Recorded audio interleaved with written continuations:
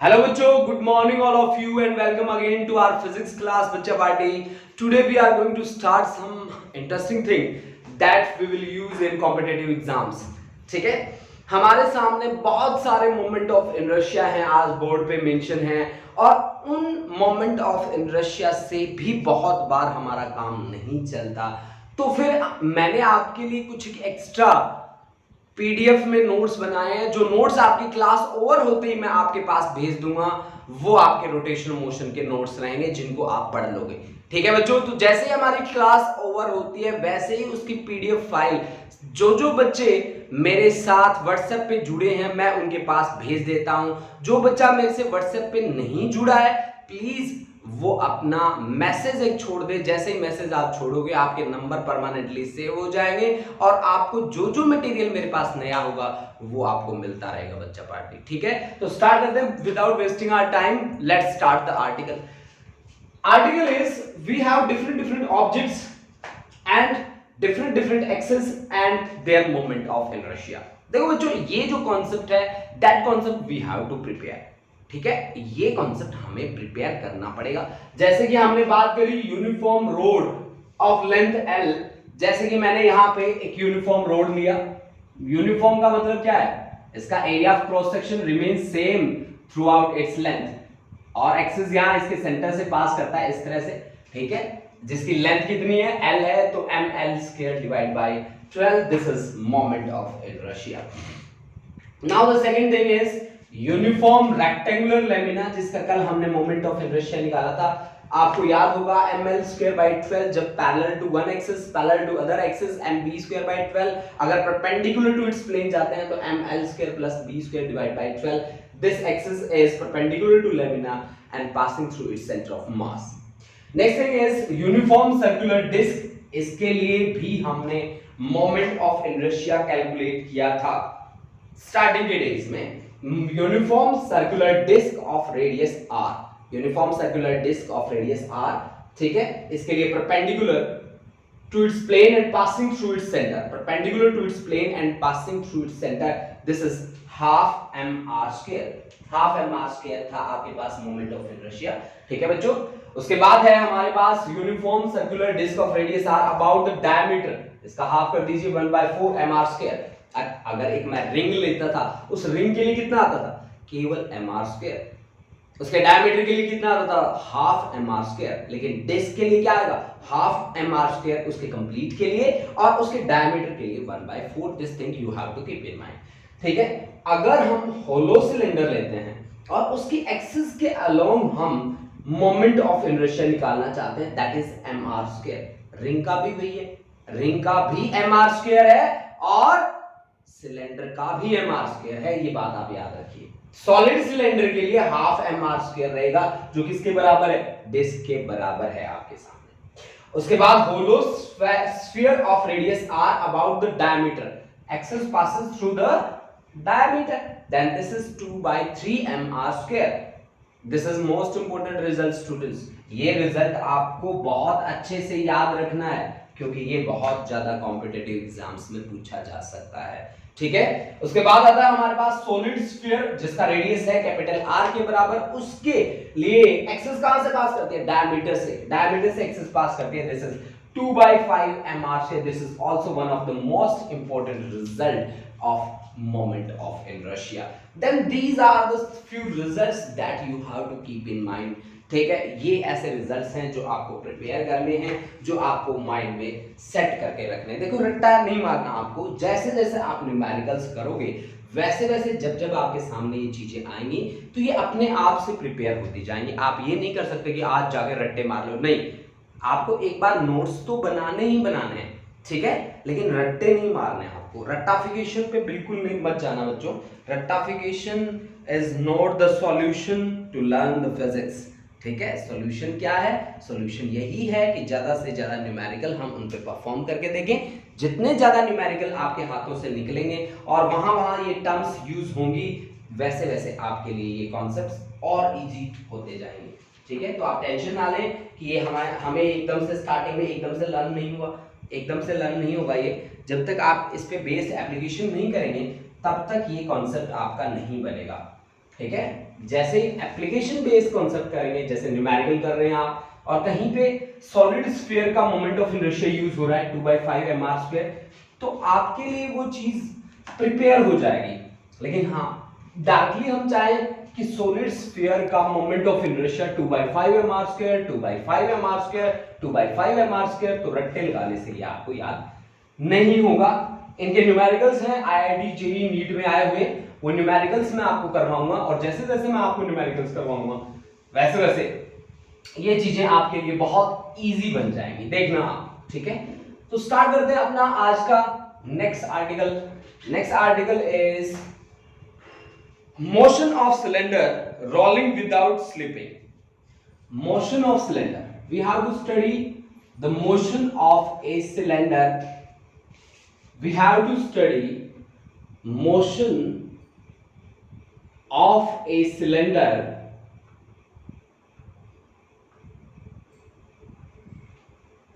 rolling without slipping, without slipping, rolling without slipping on an inclined plane, on an inclined plane, inclined plane. Motion of a cylinder, हमें क्या करना है यहां पे, हमें एक सिलेंडर का मोशन स्टडी करना है जो रोल कर रहा है, ऐसे घूमते घूमते घूमते घूमते आ रहा है ना, ऐसे घूमते घूमते। भाई मान लो मैं आपको क्या ऑब्जेक्ट दिखाऊं, ऐसा मेरे पास है कोई, हाँ जी है। ये देखो बच्चों, ये इंक्लाइन प्लेन है और ये आपके सामने एक सिलेंडर है, ठीक है ना। आप इस सिलेंडर पे ये रोल कर रहा है, देखो बच्चों, अगर रोलिंग, ये देखो ये है रोलिंग, देखो मैं आपको दिखा देता हूं दोबारा से, ये रोलिंग सिचुएशन है, ठीक है। ये अगर आप यहां से देखना चाहें इसे अपनी तरफ से, तो आपको एक क्रॉस सेक्शन घूमता दिख रहा है, मेरे ख्याल से दिख रहा है ना, ये इंक्लाइन प्लेन आपको नजर आ रहा है और ये ऐसे ऐसे घूमता दिख रहा है आपको, आई थिंक नजर आ रहा है मेरे ख्याल से, ठीक है ना।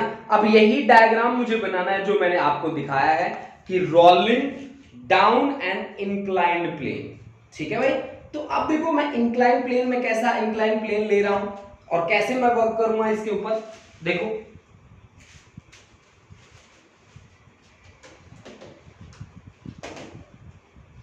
कैसे मैं वर्क करता हूं। देखिए बच्चों, देखो भाई, मेरे पास एक इंक्लाइन प्लेन है कुछ इस तरह का, कुछ इस तरह का इंक्लाइंड प्लेन है, इंक्लाइंड है एट एन एंगल थीटा। जैसे पुल वगैरह होता है ना हमारे, जिन पुलों पे गाड़ियां हमारी चढ़ती हैं, वो पुल हो गया आपका, ठीक है, इंक्लाइंड प्लेन में ही आता है। और यहां पे रोल कर रहा है और एक सिलेंडर, तो उसका क्रॉस सेक्शन व्यू मैं देख रहा हूं, मैंने आपको भी दिखाया था अभी अभी क्रॉस सेक्शन व्यू। ये देखो बेटा, मुझे जब दिखा था ना, मैंने आपको दिखाया, ठीक है, तो आपको इस तरह का क्रॉस सेक्शन आपको घूमता हुआ दिख रहा है, ठीक है। अब देखो बच्चों, किसी भी सिलेंडर का जो वेट होगा that always acts vertically downward, this is the direction of weight mg। और ये रोलिंग, तो हम क्या कह रहे हैं, without slipping, rolling without slipping, ठीक है। किस तरह से, अब आप इसके दो कंपोनेंट बना दीजिए, एक तो बन जाएगा भाई mg, यहां पे ये एंगल कितना रहेगा, जितना ये एंगल है उतना ही ये एंगल रहेगा हमेशा, mg कोस थीटा, और ये क्या रहेगा भाई, mg sine theta, mg cos theta और mg साइन थीटा। अब फ्रिक्शन फोर्स तो है यहाँ पे, अगर स्लिपिंग होती तो सरफेस कैसा होता, स्मूथ होता। अब सरफेस स्मूथ तो है नहीं, स्मूथ तो सरफेस नहीं है, अगर स्मूथ होता तो स्लिप हो जाता ना, स्लिपिंग हो जाती। जैसे कि हम पार्क में होता है ना, वो बड़े बड़े ऊपर चढ़ के जिस पे स्लिप करते हैं, तो वो सरफेस कैसा होता है, स्मूथ होता है ना। स्मूथ सरफेस पे स्लिपिंग हो जाती है आसानी से, स्लिपिंग नहीं हो रही है यहाँ पे, तो सरफेस आपका स्मूथ नहीं है, मतलब फ्रिक्शन फोर्सेस काम कर रही है। फ्रिक्शन फोर्स कहाँ काम करती है, हमेशा opposite to direction of applied force. अब अप्लाई कहाँ हो रहा है, इस साइड में, ठीक है, तो फोर्स ऑफ फ्रिक्शन उससे अपोजिट होगा। अब आप मेरे को बताएं कि ये एक्सेलरेट अगर कर रहा है तो एक्सेलरेशन की डायरेक्शन कैसे होगी? This is the direction of angular acceleration, that alpha is angular acceleration I have taken here. Action का रिएक्शन भी होना चाहिए, this is the normal reaction, this is normal reaction R, ठीक है, this is normal reaction R. तो पहले आपको जो जो चीजें आपको नजर आ रही हैं उन चीजों के बारे में बात कर रहे हैं। मेरे को नजर आ रहा है आर के अपोजिट कौन? mg cos theta, equation number 1। और एक मेरे को नजर आ रहा है कि नीचे की तरफ अगर जा रहा है तो कौन सी फोर्स बड़ी होनी चाहिए? ये वाली, किससे? फ्रिक्शन वाली फोर्स से। तो यानी कि mg sin theta minus of f, friction वाली force, that must be equal to some another force is mass into acceleration, force is mass into acceleration होता ही है। इसका मास आपने m मान रखा है, एक्सेलरेशन नीचे की तरफ जो जा रहा है वो एक्सेलरेशन मैंने मान लिया a के बराबर, ठीक है। तो अब देखो बच्चों, अब अपनी बात को थोड़ा सा आगे बढ़ाते हैं। अब जो सिलेंडर है जो रोल कर रहा है, रोलिंग का कॉन्सेप्ट जहां पे आ रहा है, ठीक है, तो वो रोल किसके कारण कर रहा है? अगर यहां पे फोर्स ऑफ फ्रिक्शन ना होता तो क्या रोलिंग पॉसिबल था? इसको इक्वेशन नंबर 2 मान लो। क्या रोलिंग पॉसिबल था? इफ हेयर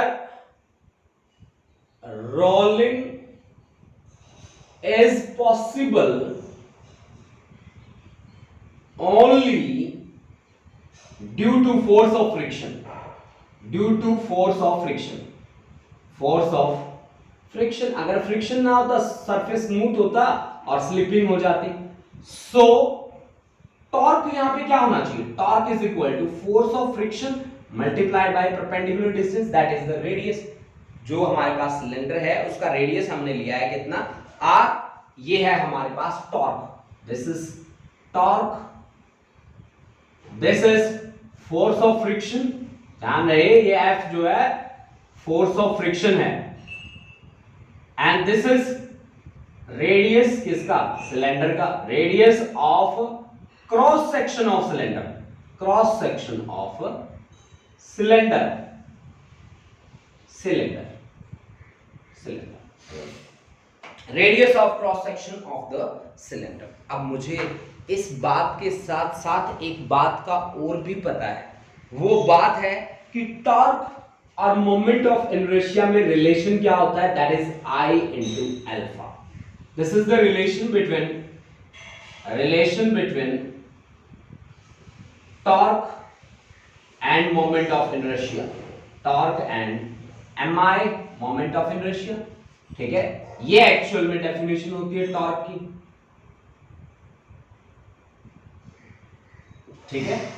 अब देखो बच्चों यहां पे ये टॉर्क, ये mi means moment of inertia, ये आपके पास है एंगुलर एक्सेलरेशन, एंगुलर एक्सेलरेशन। अब ये भी टॉर्क, ये भी टॉर्क। अगर मैं इन दोनों को इक्वेट कर लूं, ठीक है, अगर मैं इन दोनों को इक्वेट कर लूं तो मेरे पास क्या आएगा? यानी कि अगर ये भी टॉर्क, इसका मतलब है torque is equal to F into R is equal to I into alpha. यानी कि इसका मतलब हुआ कि F into R is equal to I into alpha.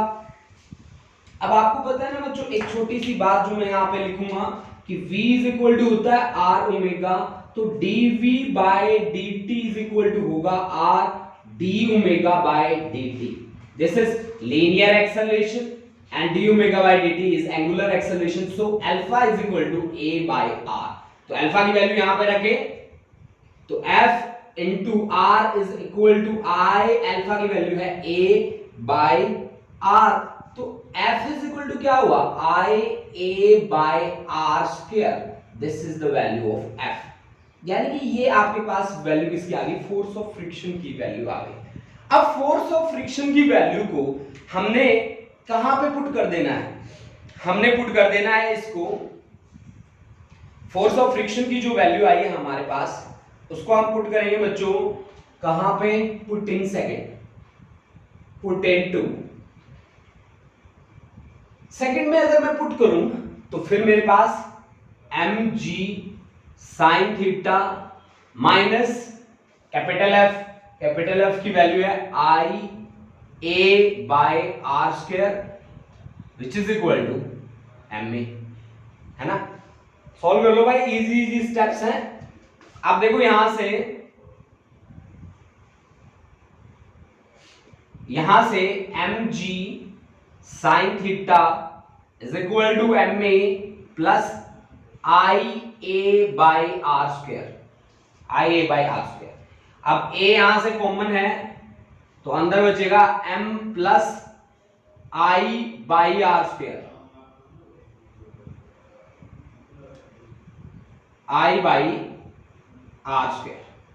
ठीक है। तो यहां से a is equal to M G sine theta divide by a into M plus I by R square.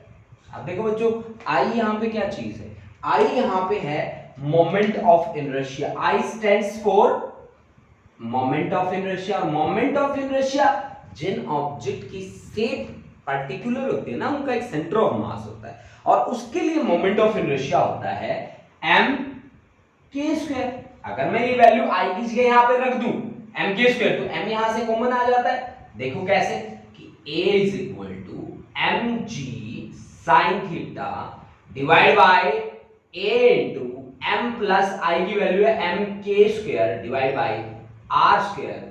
तो m यहां से कॉमन आएगा, m से m ऊपर वाला कट जाएगा, आपके पास बचेगा क्या, a is equal to G sine theta divide by क्या था भाई, a तो नहीं होगा यहाँ पे कॉमन क्या होगा यहाँ पे, m होगा ना, m प्लस a तो इधर का इधर ही रह गया था ना, तो m plus I by R square, a तो इधर आ गया था, तो m आपका कॉमन आ जाएगा 1 plus K square divide by R square. This is the final result students. इसके स्टेप्स देख लो बच्चा एक बार, और आप मुझे बता दो कि इनके स्टेप्स क्लियर हुए कि नहीं हुए। अच्छा सुनो मेरी बात, मैं आपको एक बार रिवाइज कराता हूं पूरा का पूरा टॉपिक, उसके बाद हम बात करेंगे, ठीक है। चलो बात करते हैं। देखो हमने क्या किया, यहां पे हमारे पास एक सिलेंडर था जो नीचे की तरफ रोल करता हुआ आ रहा था, ठीक है। अब देखो इसका जो वेट होता है, वेट तो हमेशा वर्टिकली डाउनवर्ड ही एक्ट करता है, तो this is the direction of weight that acts always vertically downward, this is the direction of weight. अब इसका mg का एक्चुअल में जो इसका डाउनवर्ड है उसके साथ एंगल उतना ही बनेगा जितने एंगल से ये इंक्लाइन है, यानी कि ये कॉन्सेप्ट आपका mg cos थीटा, इसका perpendicular mg sin theta. Action का रिएक्शन भी होना चाहिए, रिएक्शन की डायरेक्शन हमेशा perpendicular to the contact surface होती है, perpendicular to the contact surface, ठीक है। This is the direction of R. अब देखो बेटा ये नीचे की तरफ आ रहा है तो फोर्स ऑफ फ्रिक्शन ऊपर की तरफ, तो this is the direction of force of friction, ठीक है। ये हमने इस तरह से रोटेट करके आ रहा है, तो इसका एंगुलर एक्सेलरेशन अल्फा इस डायरेक्शन में काम कर रहा है। ये तो था डायग्राम के बारे में बात। अब डायग्राम को ही ध्यान से देखो, डायग्राम को अगर मैं ध्यान से देखूं तो mg cos थीटा के अपोजिट में बैठा है r, इसका मतलब r और mg cos थीटा एक दूसरे को बैलेंस कर रहे हैं, तो r should be equal to mg cos theta.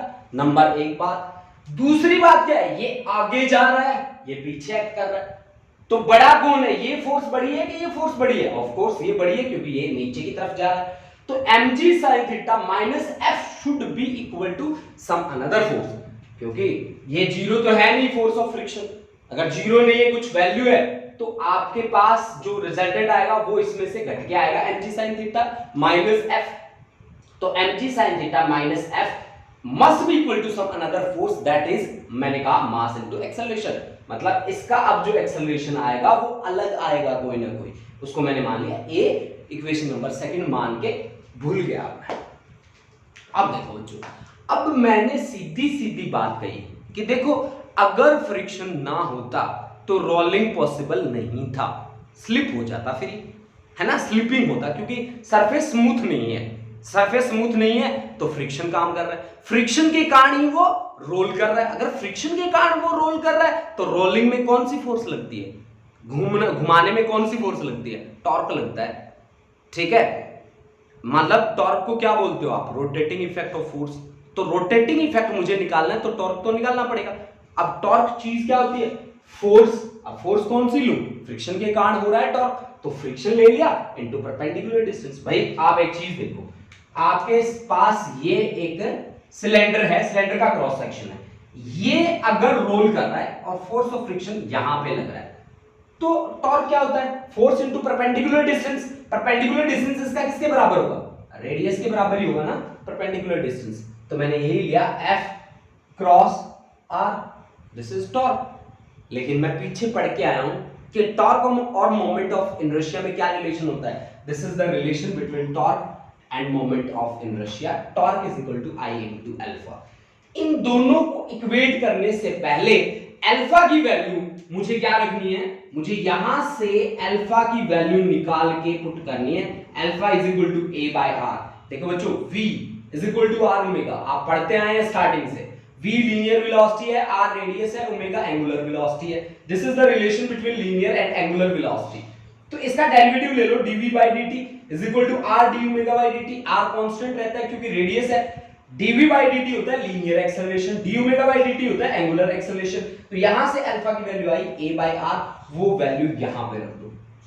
यहां पे रखने के बाद ये भी torque I into alpha, alpha की वैल्यू है a बाय r, ठीक है। तो F into r becomes equal to I a by r। यहां से F आ गया I a by r square. इसको सीधा सेकंड इक्वेशन में रख दो। जैसे ही आपने सेकंड इक्वेशन में पुट किया, आपके पास एक्सेलरेशन a की वैल्यू आ गई mg sin theta divide by m plus i by r square. अब आई गया मोमेंट ऑफ इनर्शिया, और जिनका सेंटर ऑफ मास डिफाइन होता है ना, उनका मोमेंट ऑफ इनर्शिया होता है mass into square of radius of gyration. Radius of gyration को हम k से लिखते हैं, तो मैंने m k स्क्वायर रखा। m यहां से कॉमन आया, m से m कटा, a is equal to g sin theta divide by 1 plus k square divide by r square. अब ये कॉन्सेप्ट मैंने आपको करवाया बच्चों। इस कॉन्सेप्ट में किसी बच्चे को डाउट है तो प्लीज अब आ जाइए आप कमेंट सेक्शन में और मुझे बता दीजिए कि क्या क्या प्रॉब्लम है। मैं आपकी प्रॉब्लम अभी देख लेता हूं।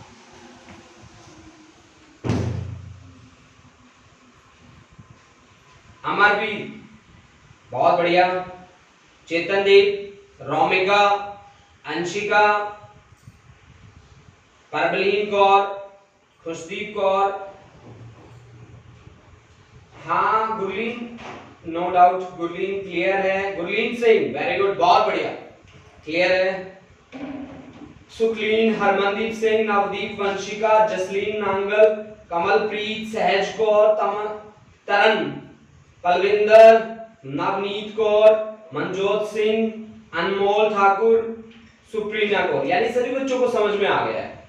वेरी गुड, बहुत बढ़िया, बहुत बढ़िया, बहुत बढ़िया, शाबाश शाबाश बच्चों।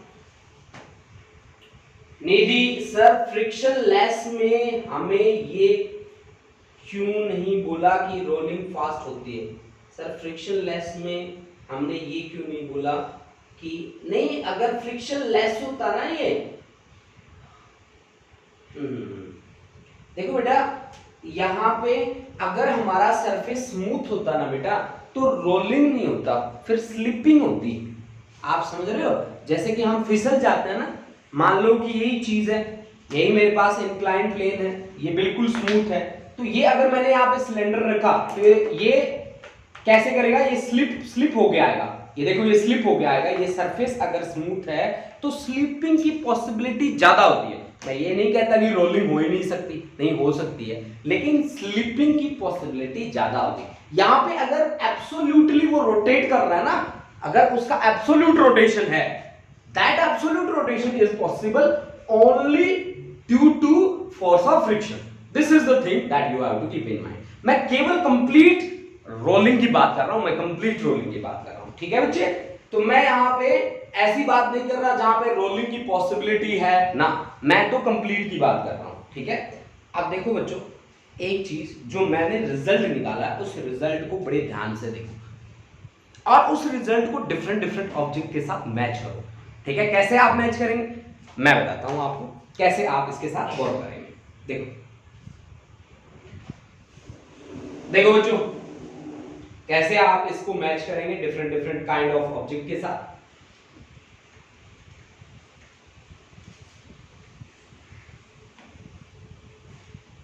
देखो इसकी जगह अगर हमारे पास, अब मैं सबसे पहला वही ले रहा हूं, solid sphere about the diameter, तो आपको पता है उसका मोमेंट ऑफ इनर्शिया होता है 2/5 mr², होता है ना। अगर मैं बात करूं एक सॉलिड स्फीयर की, कि एक सॉलिड स्फीयर रोटेट कर रहा है इंक्लाइंड प्लेन से, ठीक है। अगर मैंने एक सॉलिड स्फीयर लिया, if we take a solid sphere, solid sphere का मोमेंट ऑफ इनर्शिया mi क्या होता है, अबाउट डायमीटर 2/5 mr², 2/5 mr² होता है ना। तो अब बच्चों देखो सॉलिड स्फीयर का मोमेंट ऑफ इनर्शिया क्या होना चाहिए, mk² होना चाहिए। अगर मास सारा कंसंट्रेट है तो mk² होना चाहिए, तो m से m कैंसिल हो गया, k² इज इक्वल टू कितना बचा, 2/5 r² ना। तो k इज इक्वल टू कितना बचा, √2/5 क्या r। अब अगर आपका स्फीयर वहां पे रोटेट करता होता ना, तो आपके पास एक्सेलरेशन कितना होता पता है आपको, एक्सेलरेशन होता आपके पास g sin theta divide by 1 plus k², k² की वैल्यू है 2/5 r² और डिवाइड बाय क्या है r² से r² cancel, this is g sin theta divide bye 7/5, है ना, 5 एलसीएम आ जाता 7/5, ठीक है। तो आपके पास एक्सेलरेशन कितना होता, मान लो आपको दे रखा है थीटा 30 डिग्री इंक्लिनेशन आपको दे रखी है, तो a इज इक्वल टू क्या हो गया 5/7, g की वैल्यू ले लो 10, sin 30 की वैल्यू होती है 1/2, थीटा 1/2, तो आपके पास 2 5 5 जा 30 25/7,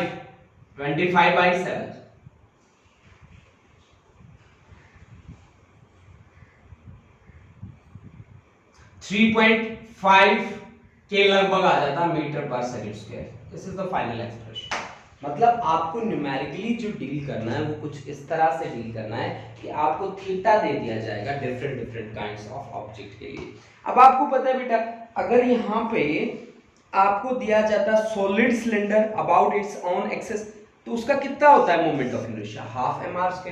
this is for solid sphere ना, ये मैंने सॉलिड स्फीयर के लिए बात करी है बच्चों। अगर मैं इसी की जगह पे मैं आपके सामने लेके आ जाऊं सॉलिड सिलेंडर को, और सॉलिड सिलेंडर को लेके आ जाऊं और थीटा आपको वही दे रखा परमानेंट, थीटा आपको 30 डिग्री दे रखा है, 30 डिग्री आपको थीटा दे रखा है, ठीक है। और आपको एक्सेलरेशन निकालना है सॉलिड सिलेंडर के लिए, तो आप कैसे वर्क करेंगे, देखो मैं इसको रब करने वाला हूं।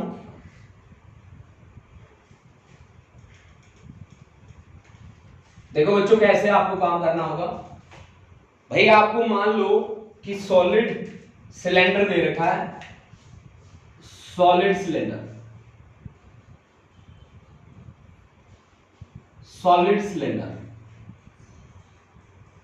ठीक है। सॉलिड सिलेंडर के लिए मोमेंट ऑफ इनर्शिया होता है हाफ mr²,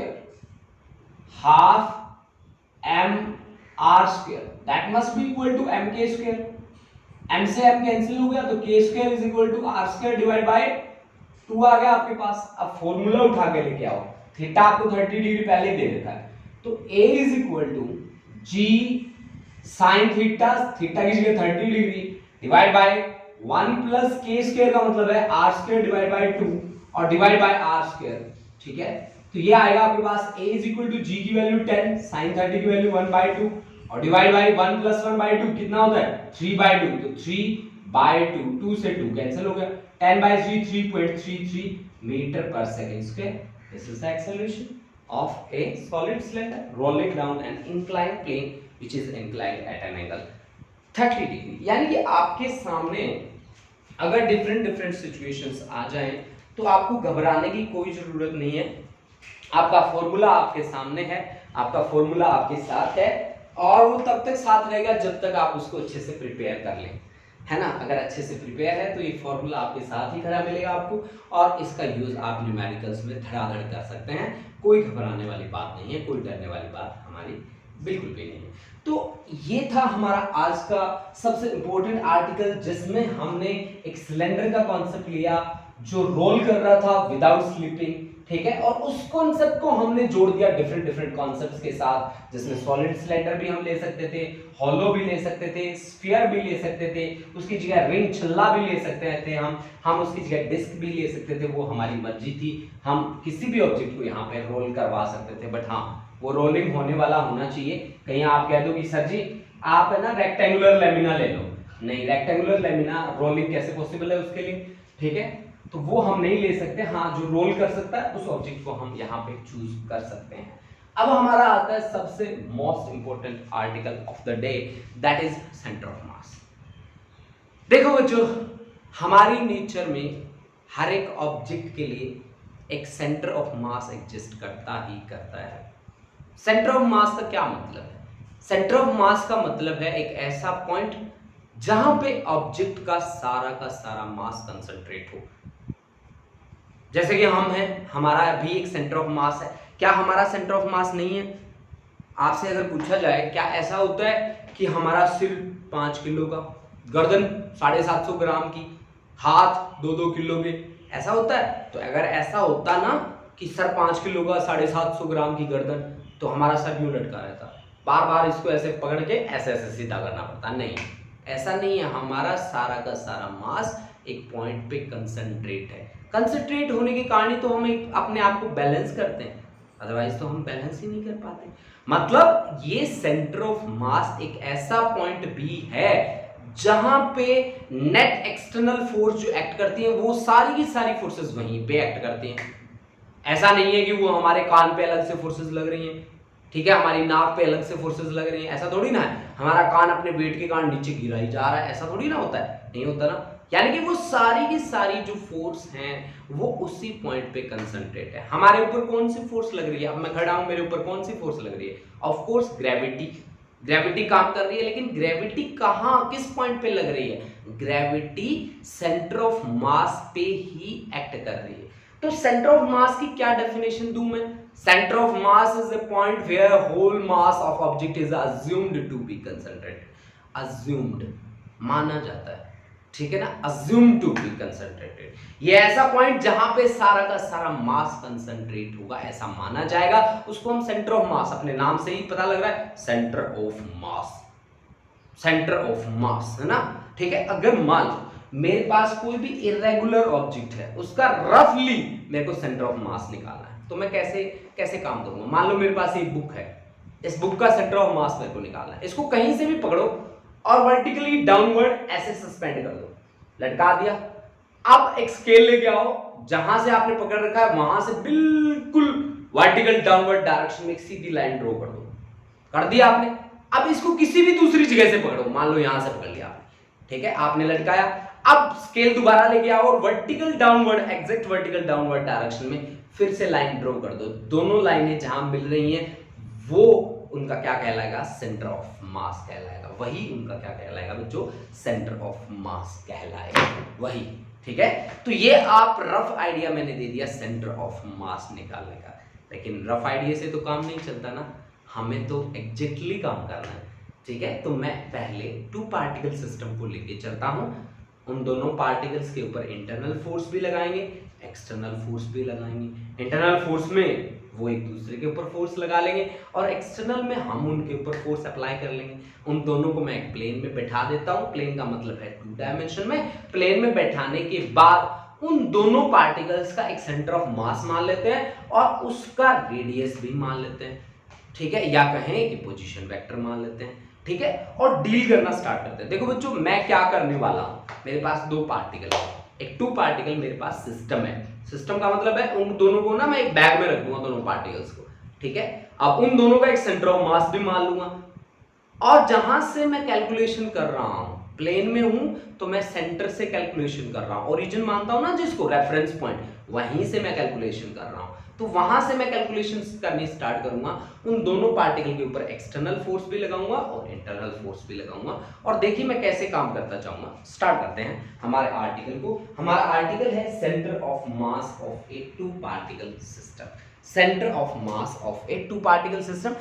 बहुत इजी है बच्चों, और बहुत इजीली आप प्रिपेयर भी कर सकते हो। अगर आप मेरे साथ साथ प्रिपेयर कर रहे हो, बिलीव मी, इससे इजी आर्टिकल भी आपको कोई नहीं मिलेगा।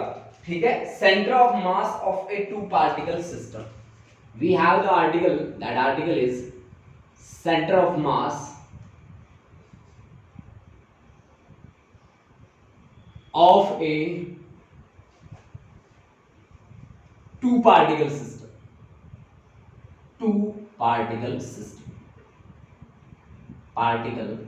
system। देखो बच्चों, जब आप रोटेशनल मोशन चैप्टर को ना कहीं से भी कवर कर लेना, हमारे से इजीएस्ट वे अगर कोई बना देना तो मुझे कह देना, क्योंकि रोटेशनल मोशन एक ऐसा चैप्टर है ना बच्चों जिसको हर टीचर पजल करके रख देता है, लेकिन हमने जिस तरह से इसे प्रिपेयर किया है, मेरी ख्याल से इससे इजी वे बन नहीं सकता। तो बच्चा पार्टी जितने भी बच्चे यहाँ पे जुड़े हो, अपने नोट्स बना लो बहुत ही अच्छे तरीके से, क्योंकि आपके ये नोट्स आपके साथ वाले जो बच्चे, कोई आकाश में जा रहा है अदर स्कूल्स के, कोई आकाश में जा रहा है, कोई फिरजी, कोई एलन, कोई पता नहीं रेजोनेंस, पता नहीं क्या क्या नाम आ गए आजकल। ठीक है, तो उनमें जो जा रहा है उन बच्चों की हेल्प जरूर करना, उनको अपने नोट्स जरूर देना। ठीक है, क्योंकि ये हमारा इजीएस्ट वे है to learn the concepts of physics, इससे इजी कोई वे भी नहीं हो सकता बच्चों। ठीक है, तो हम स्टार्ट करते हैं अपना article. That article is centre of mass of a two particle system. मेरे पास टू पार्टिकल सिस्टम है, इसको एन पार्टिकल सिस्टम में भी मैं कन्वर्ट कर दूंगा, आप टेंशन मत लेना। ठीक है, मैं इसको एन पार्टिकल सिस्टम में कन्वर्ट करता भी टाइम नहीं लगाऊंगा। देखो भाई बच्चों, मैंने इनको एक प्लेन में बैठाया ऐसे, ये है मेरे पास y एक्सिस, ये है मेरे पास x एक्सिस, ये है मेरा ओरिजिन, ये z एक्सिस भी दिखा देता हूं, चलो z axis, this is origin. ठीक है, ये है मेरा एक टू पार्टिकल सिस्टम। देखो मैंने कहा था ना, मैं एक बैग में बंद कर दूंगा इनको, ये कर दिया मैंने इनको बैग में बंद। अब यहाँ पे दोनों के दोनों पार्टिकल्स कहां पे बैठे हैं, एक की पोजीशन है मान लो यहां पे, और दूसरे की पोजीशन है मान लो यहां पे। ठीक है ना, अब पोजीशन को मिलाने वाली लाइन का नाम क्या होता है, this is the position vector, और उसकी डायरेक्शन सेंटर से हमेशा दूर होती है। से that is r1 be the position vector, and से that is the r2 be the position vector of particle. Second, इस पार्टिकल का मास आप मान लीजिए m1, इस पार्टिकल का मास आप मान लीजिए m2। ठीक है, दोनों एक दूसरे के ऊपर फोर्स जो लगाएंगे वो किसके अलावा लगाएंगे, line joining these two particles, इसके अलावा। अब जो लाइन ज्वाइन कर रही है वहीं उनका कहीं ना कहीं सेंटर ऑफ मास होगा। मान लीजिए कि वो आपका सेंटर ऑफ मास है ये, this is centre of mass, C be the centre of mass of these two particle system. ठीक है, this is centre of mass, C से रिप्रेजेंट किया है बच्चों मैंने इसे, सेंटर ऑफ मास लिखा है C। अब मान लो कि इसका जो पोजीशन वेक्टर है सेंटर ऑफ मास का, दैट इज कैपिटल R। मानना है आपको capital R be the centre of mass. Capital R क्या है, सेंटर ऑफ मास का पोजीशन वेक्टर फ्रॉम ओरिजिन या रेफरेंस पॉइंट। ये रेफरेंस पॉइंट है जहां से आप सारी की सारी कैलकुलेशन कर रहे हो। अब ये पार्टिकल मास m1 वाला m2 पे फोर्स लगाएगा, m2 वाला m1 पे फोर्स लगाएगा, दैट्स द इंटरनल फोर्स। अब एक्सटर्नल फोर्स लगा देते हैं इसके ऊपर।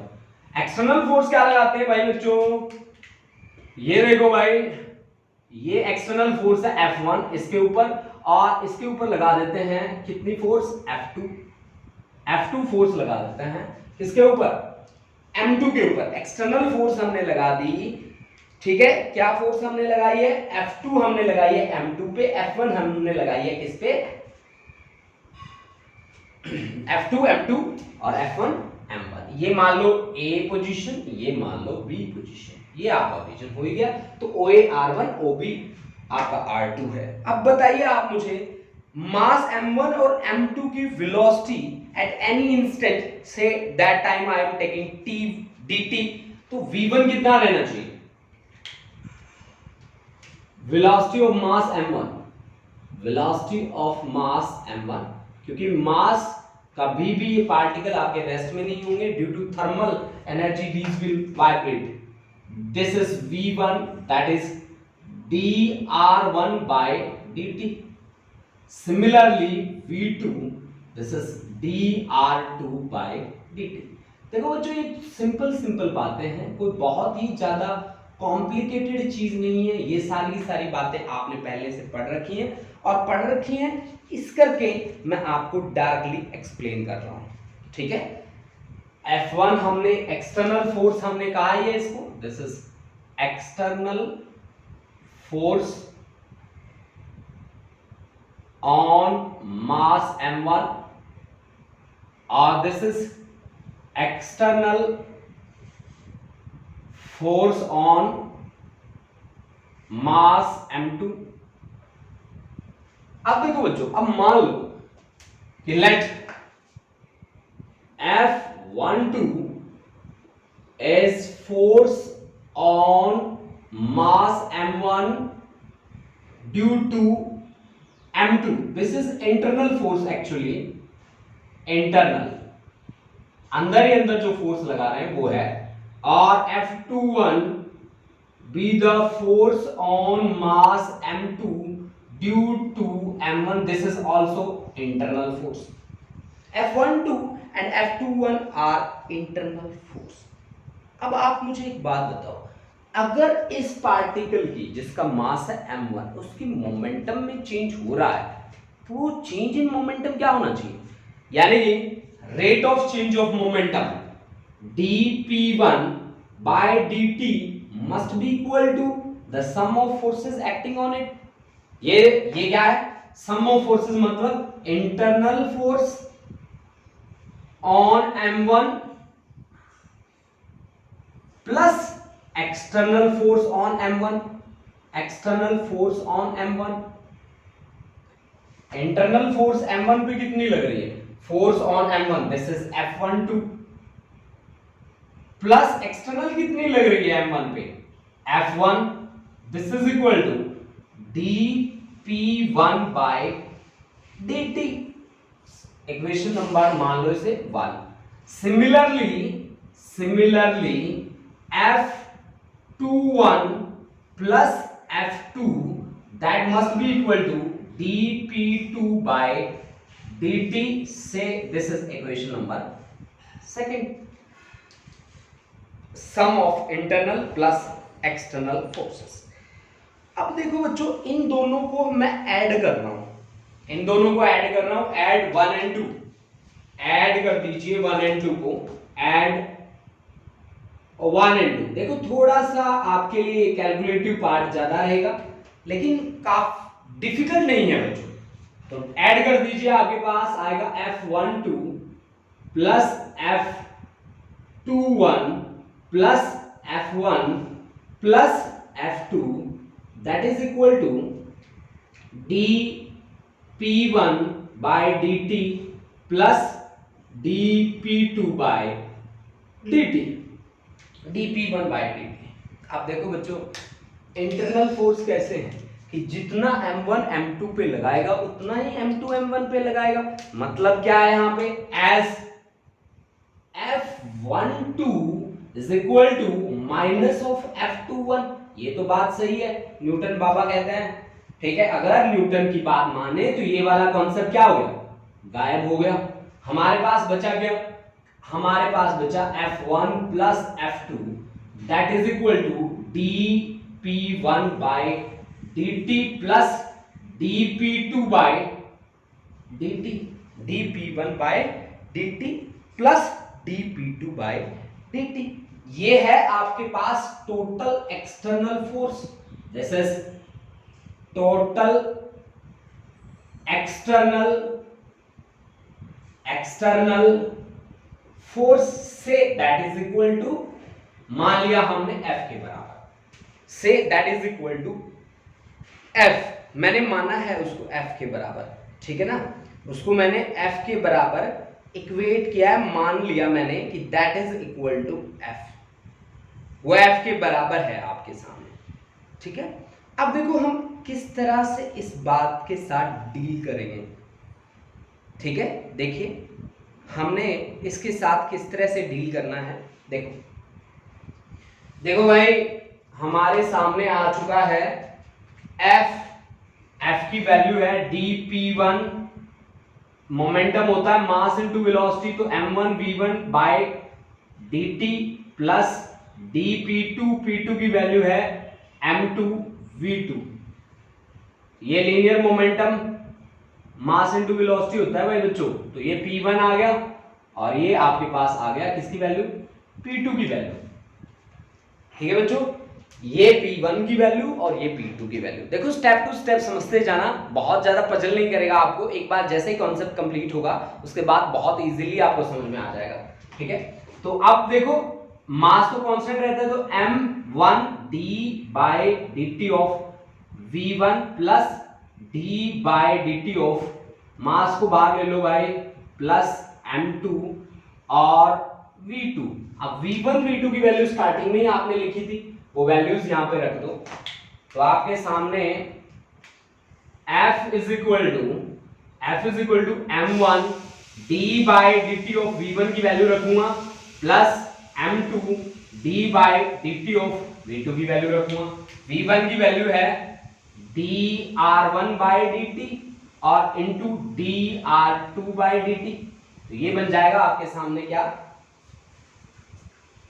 m1 d square r1, m1 d square r1 by dt square plus m2 dr2 का d square d into d square r2 divide by dt into dt का whole square. This is equal to f, this is equal to f। यानी कि f की value आपके सामने आ चुकी है।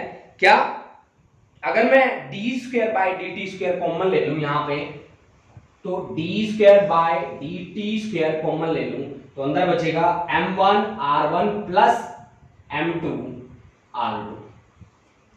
यानी कि मेरे पास f इज इक्वल टू क्या बन गया, f इज इक्वल टू बन गया d square by dt square और m1 r1 plus m2 r2। This is equal to f। अब देखो बच्चों ये पूरा एक्सप्रेशन कैसे बना, मैं आपको सिंपल भाषा में बताता हूं कि हमने मास m1 पे एक्सटर्नल फोर्स लगाई F1 और मास m2 पे एक्सटर्नल फोर्स लगाई F2। मैं आपको एक सीधी बात बता दूं कि sum of internal forces is always zero. तो बची कौन सी हमारे पास F1 plus F2, this is total external force, इसको मैंने F माना। और वो किसके बराबर होनी चाहिए, वो बराबर होनी चाहिए किसके, rate of change of linear momentum of mass m1 plus rate of change of linear momentum of mass m2। उसके बाद मैंने लीनियर मोमेंटम की वैल्यू रखी है केवल, जैसे कि d by dt of p1 की वैल्यू और p2 की वैल्यू। अब यहाँ पे v1 की भी वैल्यू थी हमारे पास और v2 की भी वैल्यू थी हमारे पास, तो वो दोनों वैल्यू रखते ही मैंने इनमें से कॉमन ले लिया d square by dt square. Common लेते ही मेरे पास f इज इक्वल टू बना d square by dt square m1 r1 plus m2 r2। इसको मान लो इक्वेशन नंबर 3। अब देखो बच्चों, अगर सारा का सारा मास यहां कंसंट्रेट है तो फोर्स क्या होनी चाहिए, फोर्स होना चाहिए मास इनटू एक्सेलरेशन।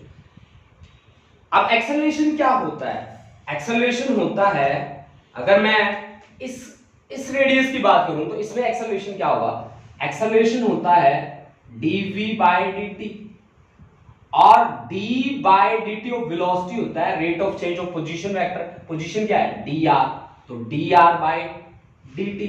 यानी कि ये क्या बना d square r by dt square, यही बना ना।